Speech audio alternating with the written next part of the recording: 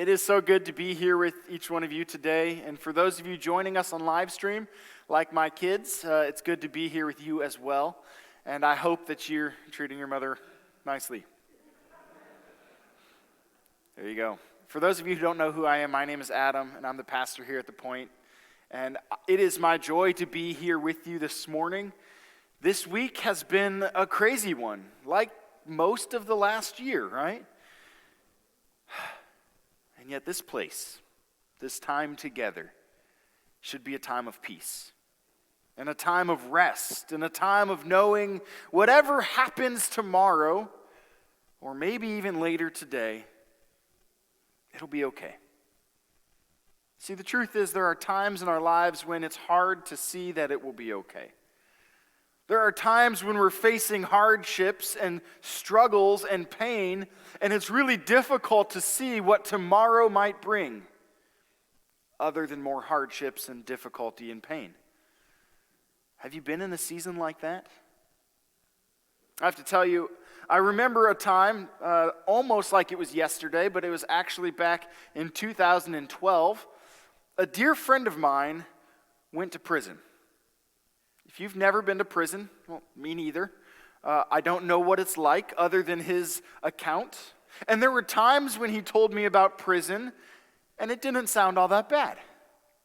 And there are other times where he told me about prison, and it really made me cry for the state of our justice system. But I remember my friend, when he went to prison in 2012, he went to prison for something he was guilty of.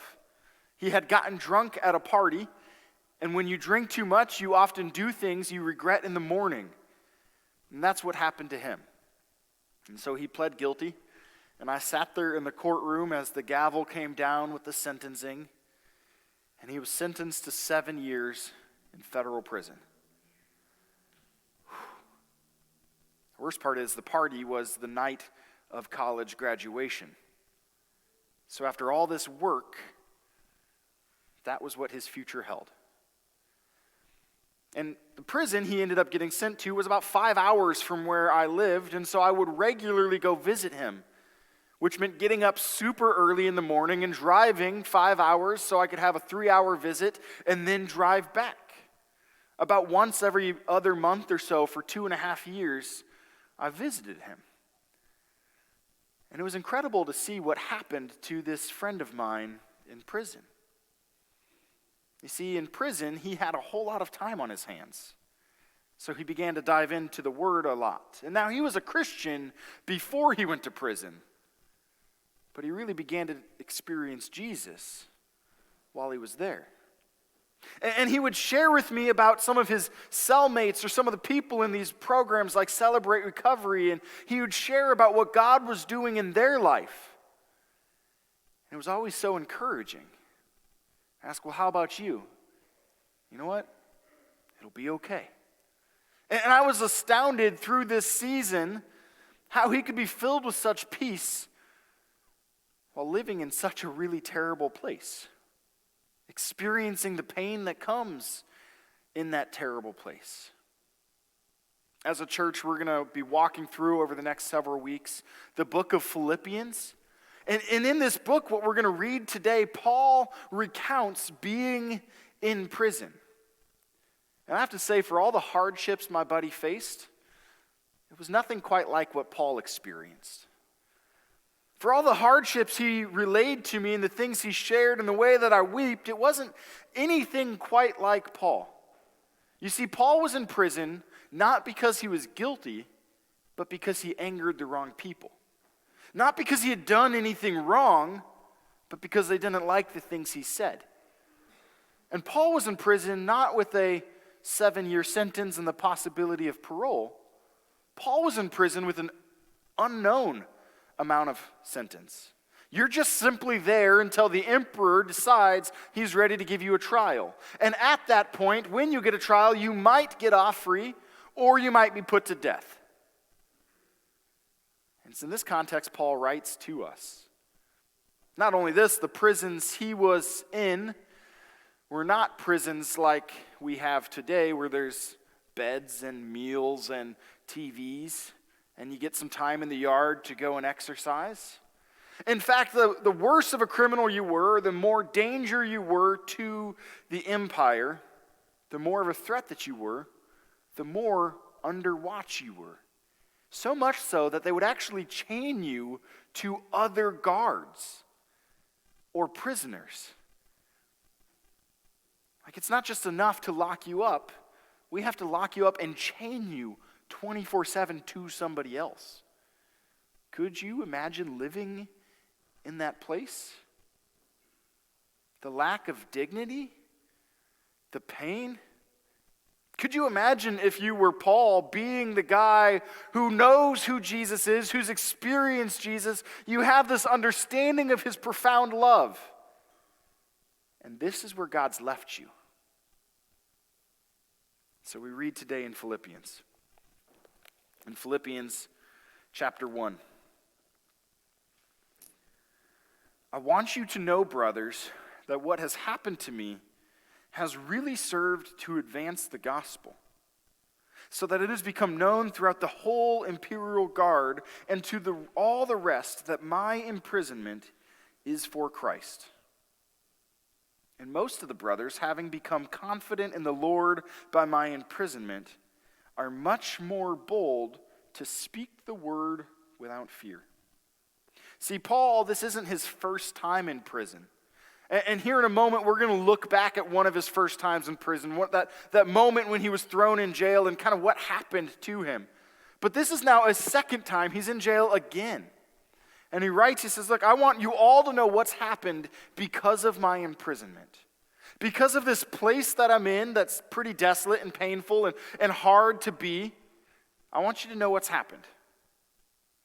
All of the imperial guard, the thousands of people responsible for protecting the emperor, the ones who are almost the highest up in the military, all of them know that I am here because of Christ. And then he says this crazy thing.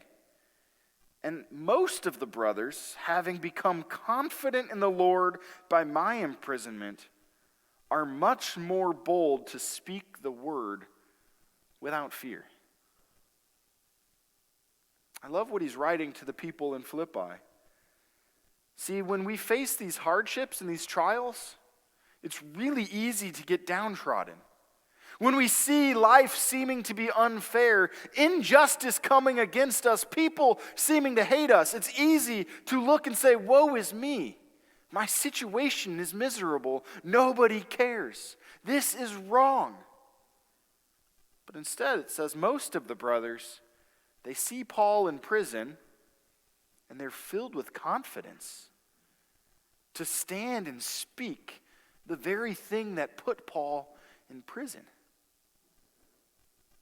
That's a pretty incredible statement. As they watch him suffer, they find strength to prepare to suffer themselves. He goes on. Some indeed preach Christ from envy and rivalry, but others from goodwill. The latter do it out of love, knowing that I am put here for the defense of the gospel.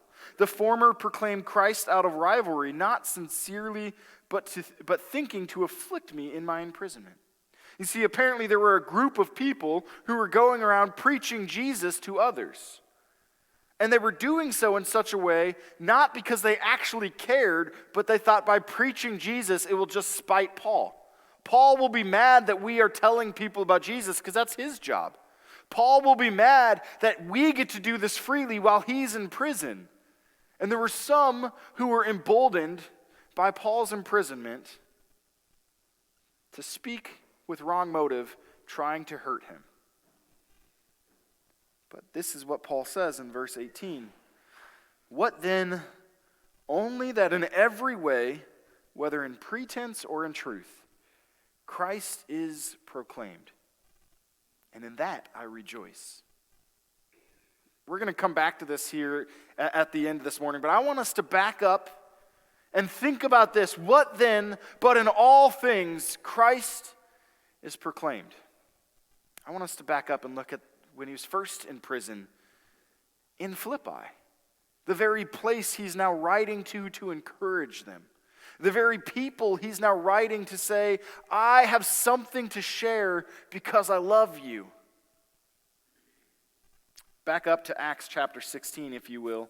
You're welcome to follow along in your own Bibles. You're welcome to follow along on your phone if you're somebody who prefers something digital. If you're at home or would prefer, you can get it on thepointknox.com. All this text is there too, so you can read it for yourself and not just trust what I have to say. Acts chapter 16, beginning in verse 19. What happens right before this is there's this woman who's demon-possessed, and this possession gives her the opportunity to speak the future, and people are taking advantage of her and exploiting her and making money off of her. So while she is suffering and she's in misery, they make money. Paul gets annoyed and he casts out this demon and he frees this woman. And then in verse 19, but when her owners saw that their hope of gain was gone, they seized Paul and Silas, one of his traveling companions, and they dragged them into the marketplace before the rulers. And when they had brought them to the magistrates, they said, these men are Jews, and they are disturbing our city. They advocate customs that are not lawful for us as Romans to accept or practice. If you were here last week, I mentioned a little bit about what these customs were. You see, Paul, in his preaching Jesus, preached that Jesus was Lord. And not just a Lord, not just a God, but actually the Lord. Like the only God. And not only was he the only God, Jesus is the only true and rightful king. You can imagine in an empire where the emperor thinks that he's God and puts people to death for saying otherwise, who thinks he alone has all authority to say and do whatever he pleases, just how dangerous preaching any other God or any other king might be. So these people, they accuse Paul and Silas. Look, don't you know they're preaching that we should do things we shouldn't do, like worship a different God and not worship the emperor? Continues. The crowd joined in attacking them. The magistrates tore the garments off them and gave orders to beat them with rods. I just wonder for a moment what that crowd looked like. Did it look like a mob tearing their clothes off to beat them? Did it look like a riot? Did it look like a bunch of people peacefully saying, this isn't good, put them in prison? My guess is it looked like a very ugly sight. And when they had inflicted many blows upon them, they threw them into prison, ordering the jailer to keep them safely. Having received this order, he put them into the inner prison and fastened their feet in the stocks. Bound in chains to the wall in the inner prison, where it was dark and there wasn't a whole lot of light, where it was probably cold and a good chance it was a little wet, where it was miserable on every level. For what reason? Because a mob accused them of something. No trial, no jury, no lawyer to defend them. After they had inflicted many blows. If you were Paul or Silas in this moment, what would you do? I've been in a few fights. I usually lose them. But I've never been like brutally beaten, inflicted with many blows. But in the few fights that I've been in when I was younger, I didn't like them. I don't understand people who take a beating for fun, like boxing. That's weird to me. Why would you want to get hit in the face and call it a good day? They get inflicted with many blows, and then they're thrown in this cold, dark, miserable prison. I think our natural response for most of us would be to be really angry. This was wrong. I have my rights. In fact, we'll see here in a little bit, Paul does have rights. Not only was this wrong, this was evil. They should be punished. It's so easy when we suffer injustice to be angry and demand justice for me, to complain and be bitter, to grumble and moan. And yet this very next verse, it's not what Paul and Silas are doing. About midnight, Paul and Silas were praying and singing hymns to God. What? Surely God's forgotten them, right? And all of this pain and this suffering, surely God's not present there, is he? They're praying and singing hymns. It says the prisoners were listening to them. And suddenly there was a great earthquake, so that the foundations of the prison were shaken. And immediately all the doors were opened, and everyone's bonds were unfastened. We're free. We can go. God has saved us and rescued us. At least that would have been my response. You see, I don't really like pain. I don't really like suffering. And any chance I can get to leave that pain or suffering, to say that's something else, some other time I can deal with that. Or look, this is God freeing me from that place of hurt. I don't need that, I can move on. I'm pretty quick to run from suffering. The doors open, the chains fall off them in some miraculous earthquake. And the jailer wakes up and he saw the prison doors were open. He drew his sword and was about to kill himself, supposing the prisoners had escaped. Supposing they had done the very thing I probably would have done, and you as well if there's any common sense. But Paul cried with a loud voice, "Do not harm yourself, for we are all here." And the jailer called for lights and rushed in, and trembling with fear, he fell down before Paul and Silas. Then he brought them out and said, "Sirs, what must I do to be saved?" How is it that this jailer, who's responsible for keeping them in custody, can see them have this opportunity to leave suffering and remain? And how is it that he can see them in this place and say, what do I need to do to be saved? Clearly something miraculous happened right here. That Paul and Silas and all these prisoners would stay put and not leave. What do I need to do to be saved?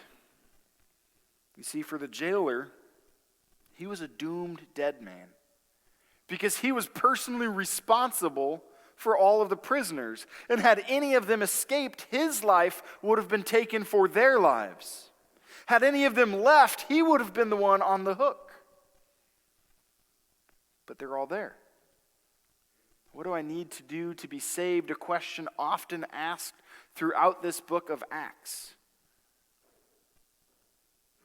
Paul answers, "Believe in the Lord Jesus and you will be saved, you and your whole household." And they spoke the word of the Lord to him and to all who were in his house. And he took them the same hour of the night and washed their wounds, and he was baptized at once, he and all his family. Then he brought them up into his house and set food before them. He rejoiced along with his entire household that he had believed in God. See, in this account of Paul being in prison, Paul had the opportunity to leave.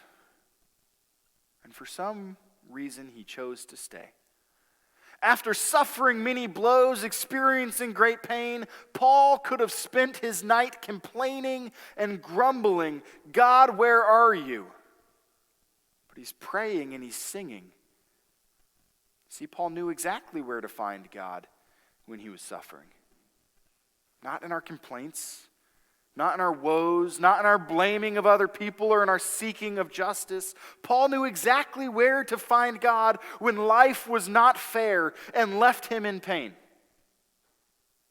In prayer and in singing. I'm going to do what I always do, even when I'm not in this place, in this season, in this suffering. And God miraculously delivers Paul in such a way that the jailer and the jailer's entire family come to be the very church that he's writing to in Philippi now. So then what happens? See, then he could have just been let go. In fact, this is what happens next. Next, it says this.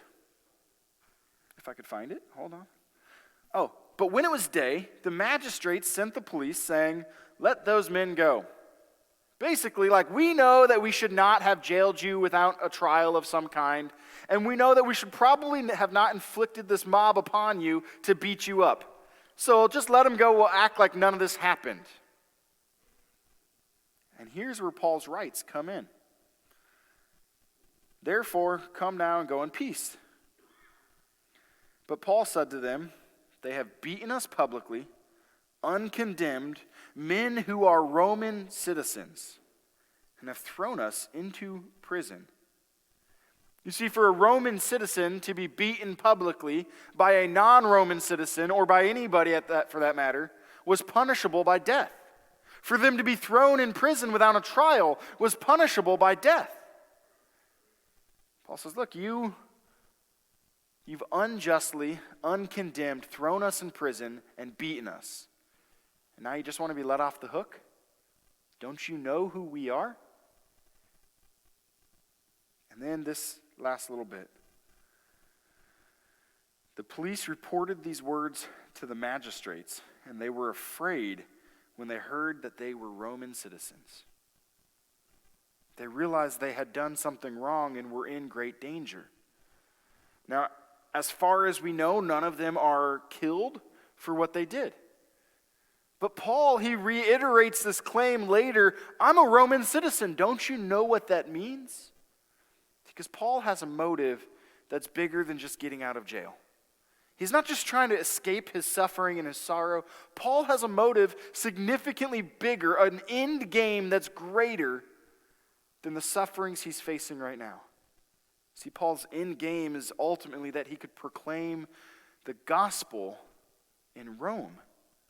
The good news that Jesus is Lord, that Jesus is King, that Jesus has come and suffered for us. Paul had hoped to proclaim this in Rome. The only way he would get there is when they actually try him as a Roman citizen. Because by being tried as a Roman citizen, they have to take you to Rome. So Paul, with his end game and his ultimate goal, says, "Don't you know who I am? I'm a citizen." Because at some point, saying those words when people are beating him, when he's experiencing prison, when he's suffering, at some point, claiming that identity will give him the very opportunity to share the gospel as he hopes. So let's go back to Philippians now.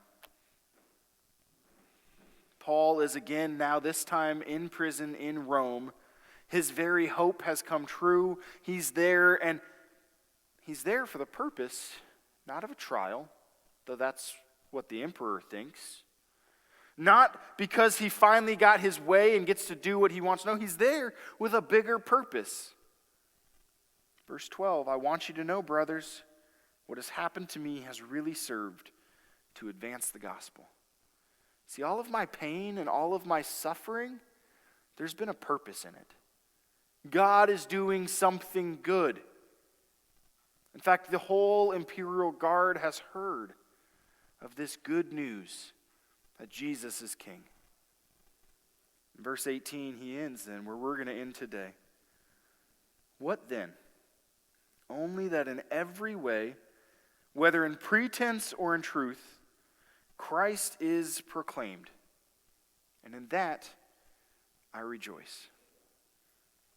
Throughout this letter, Paul's going to write to the Philippians about the reality of suffering in our walk with God.